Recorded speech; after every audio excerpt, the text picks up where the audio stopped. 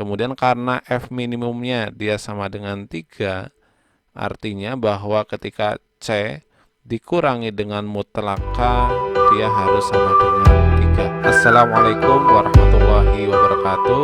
Halo semuanya, kembali lagi dibahas soal UTBK. Jadi di bahas soal UTBK kali ini kita akan membahas materi trigonometri.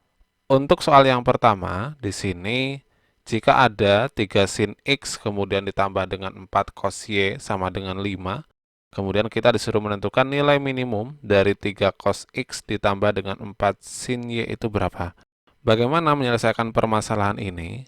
Jadi kita misalkan terlebih dahulu nilai dari 3 cos X ditambah dengan 4 sin Y, dia hasilnya itu dia sama dengan A. Kemudian setelah itu kita kuadratkan kedua ruasnya. Jadi kalau kita kuadratkan, kita ingat dulu jika ada misalkan A plus B kuadrat, itu kan artinya dia sama dengan A kuadrat, kemudian ditambah dengan B kuadrat, ditambah dengan 2 kali AB. Nah, maka ketika ada 3 cos X ditambah dengan 4 sin Y kita kuadratkan, berarti ini hasilnya menjadi 9 cos kuadrat X, kemudian ditambah dengan 16 sin kuadrat Y, kemudian ditambah dengan 2 kali 3 kali 4, yaitu menjadi 24 dari cos X sin Y. Dia sama dengan P kuadrat. Oke, kemudian untuk yang diketahui juga kita kuadratkan, di mana diketahui bahwa nilai dari 3 sin X kemudian ditambah dengan 4 cos Y, ini dia sama dengan 5, yang artinya bahwa jika kita kuadratkan kedua ruasnya menjadi 9 sin kuadrat X kemudian ditambah dengan 16 cos kuadrat Y kemudian ditambah dengan 24 dari sin X cos Y itu sama dengan 25. Kemudian tinggal kita jumlahkan untuk persamaan 1 dan juga persamaan 2-nya. Nah, kalau kita jumlahkan, kita ingat rumus identitas bahwa ketika ada nilai dari sin kuadrat ditambah dengan cos kuadrat, itu hasilnya adalah 1. Maka ini bisa kita tuliskan menjadi 9 kali 1. Kemudian tambah 16 untuk yang sin kuadrat Y sama cos kuadrat Y-nya dia juga sama dengan 1. Kemudian ditambah dengan 24. Nah, kita ingat rumus identitas bahwa jika ada sin X plus Y, dia artinya sin X kali cos Y ditambah dengan cos X kali sin Y.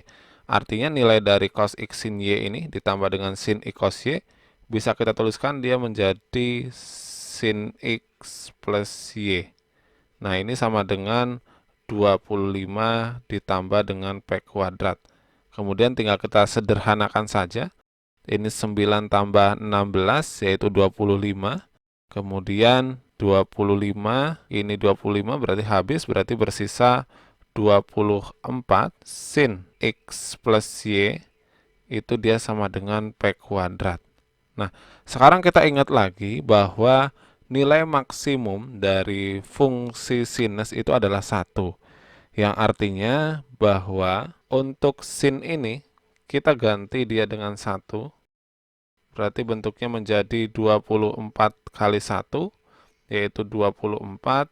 Ini sama dengan P kuadrat. Maka P-nya itu dia sama dengan akar dari 24. Di mana akar dari 24 itu adalah plus minus 2 akar 6.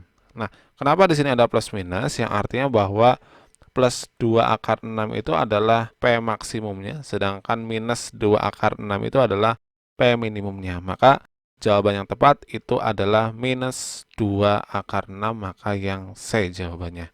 Oke, kita akan lanjut ke soal berikutnya. Untuk soal nomor 2 di sini ditanyakan banyaknya nilai X yang memenuhi persamaan trigonometri ini dengan X-nya itu dari 0 sampai 5pi adalah berapa? Nah, ingat konsepnya, jika di persamaan trigonometri, kita harus mengubah semua fungsinya ke dalam fungsi yang sama. Nah, karena di sini sudah dalam fungsi cos, kemudian ini juga sudah dalam bentuk cos X. Untuk yang cos kuadrat X per 2 ini, dia adalah sudut rangkap. Artinya, kita harus mengingat bagaimana sih sudut rangkap itu. Nah, ketika sudut rangkap itu, misalkan ada cos PX, dia artinya sama dengan 2 cos kuadrat setengah dari PX min 1. Nah, ini kebalikannya. Jadi, kalau diketahui kuadratnya, kita menentukan cos PX-nya itu berapa. Oke, berarti kita bisa menentukan nilai dari cos kuadrat setengah X ya. Dia itu sebetulnya sama dengan setengah dari cos X kemudian ditambah dengan 1. Kemudian tinggal kita uraikan saja. Berarti cos pangkat 3x, di sini kita tuliskan cos pangkat 3x, kemudian ditambah dengan cos kuadrat x, kemudian min 4, ini dikali setengah dari cos x plus 1, dia sama dengan 0. Kemudian tinggal kita sederhanakan, ini menjadi cos pangkat 3x, kemudian ditambah dengan cos kuadrat x, kemudian ini minus dari 2 cos x, minus 2 itu dia sama dengan 0. Nah, kemudian kita sederhanakan, kita perhatikan di sini. Untuk yang depan kita bisa keluarkan untuk cos kuadrat x-nya. Kemudian ini menjadi cos x plus 1. Sedangkan untuk bagian yang belakang, minus 2-nya bisa kita taruh depan. Jadi min 2 kali cos x plus 1 dia sama dengan 0. Oke, kemudian tinggal kita faktorkan aja ya, atau kita distribusikan kanan, berarti bentuknya menjadi cos kuadrat x min 2 itu dikalikan dengan cos x plus 1 dia sama dengan 0. Maka kita peroleh dua buah persamaan, yaitu yang pertama bahwa nilai dari cos kuadrat x dia sama dengan 2, kemudian atau yang kedua itu adalah cos x dia sama dengan min 1. Nah, kemudian kita ingat bahwa nilai cos itu, nilai maksimumnya itu adalah 1. Maka karena di sini cos kuadrat x itu dia sama dengan 2, artinya dia itu tidak memenuhi. Jadi yang memenuhi itu hanya yang cos x sama dengan min 1. Nah, kemudian kita cek untuk cos x sama dengan min 1 itu ada berapa aja nilai x yang mungkin. Berarti kita harus mencari nih persamaan dari fungsi cos, di mana ini adalah cos x sama dengan cos berapa yang hasilnya itu adalah negatif 1, itu adalah cos 180. Artinya dia sama dengan cos pi. Oke. Kemudian kita ingat penyelesaian dari persamaan cosinus, bahwa x itu dia sama dengan, untuk yang pertama ya, bisa alfa ditambah dengan k kali 2pi, di mana alfanya di sini adalah pi, berarti ini pi ditambah dengan k kali 2pi. Tinggal kita ubah saja untuk k sama dengan 0. Kalau k-nya dia sama dengan 0, maka kita peroleh x-nya dia sama dengan pi. Kemudian kalau k-nya dia sama dengan 1, kita peroleh untuk x-nya dia sama dengan 3pi. Kemudian untuk k-nya 2, kalau k-nya 2 berarti x-nya dia sama dengan 5pi. Oke, kita perhatikan di sini ada nilai 1, 2, 3. Artinya banyaknya nilai x yang memenuhi persamaan tersebut itu ada 3. Maka jawaban yang tepat itu adalah yang B. Oke, kemudian kita akan lanjut ke permasalahan berikutnya. Untuk soal nomor 3, di sini diketahui terdapat sistem persamaan, di mana terdapat persamaan P dan juga persamaan Q. Kemudian kita disuruh menentukan nilai maksimum dari 4P kuadrat ditambah dengan 4Q kuadrat ditambah dengan 4. Oke, berarti langkah pertama yang harus kita lakukan yaitu kita harus kuadratkan untuk P dan juga untuk Q-nya. Tapi kita ingat terlebih dahulu beberapa konsep. Yang pertama itu adalah konsep pengkuadratkan, di mana kalau ada A plus B kuadrat, itu dia jadinya adalah A kuadrat, kemudian ditambah dengan B kuadrat, ditambah dengan 2 kali A kali B. Kemudian kalau ada sin X dikurangi Y, itu dapat kita tuliskan dia menjadi sin X cos Y, kemudian dikurangi dengan cos X kali sin Y. Kemudian yang terakhir kita juga harus ingat nih, untuk rentang nilai dari sinus itu adalah dari minus 1 sampai 1. Oke, langsung aja kita selesaikan di sini. Jadi kita kuadratkan baik untuk P dan juga baik untuk Q-nya. Berarti kalau P-nya kita kuadratkan atau P kuadrat ya, sin kuadrat X, kemudian ditambah dengan cos kuadrat Y, itu ditambah dengan 2 sin X cos Y. Nah, kemudian untuk Q-nya juga sama. Kalau Q kita kuadratkan, berarti dia menjadi cos kuadrat X, kemudian ditambah dengan sin kuadrat Y, kemudian dikurangi dengan 2 cos X sin Y.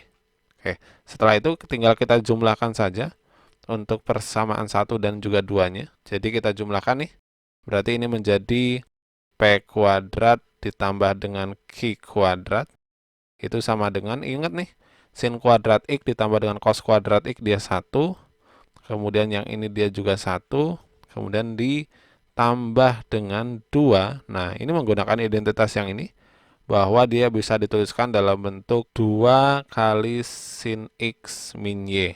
Oke, kemudian kita sederhanakan, ini berarti P kuadrat ditambah dengan Q kuadrat, dia menjadi 2 ditambah dengan 2 sin dari X min Y.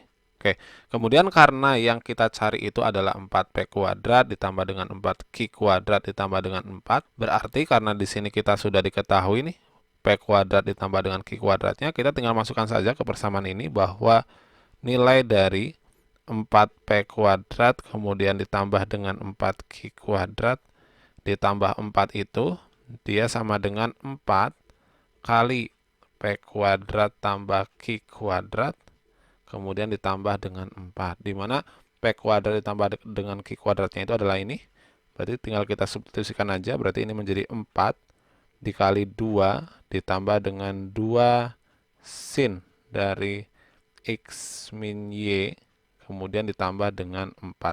Sehingga kita peroleh 4 kali 2 itu 8 ditambah dengan 4 itu adalah 12. Maka ini adalah 12 ditambah dengan 8 sin X min Y. Kemudian karena di sini yang ditanyakan itu adalah nilai maksimum, maka untuk nilai maksimum dari sinus sendiri tadi adalah dia 1, maka nilai maksimum dari 4P kuadrat ditambah 4Q kuadrat ditambah dengan 4, dia sama dengan 12 ditambah 8 kali 1, yang artinya dia sama dengan 20.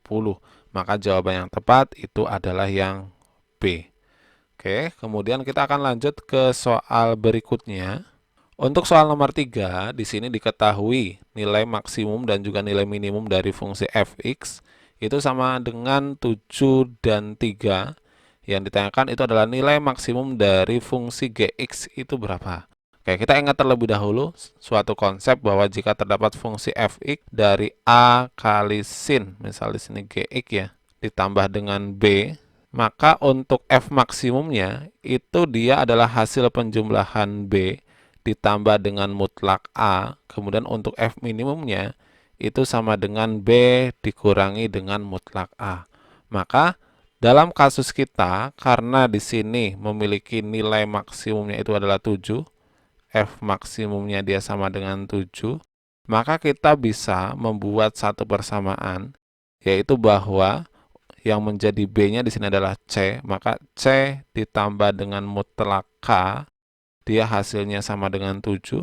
Kemudian karena F minimumnya dia sama dengan 3, artinya bahwa ketika C dikurangi dengan mutlak K, dia harus sama dengan 3.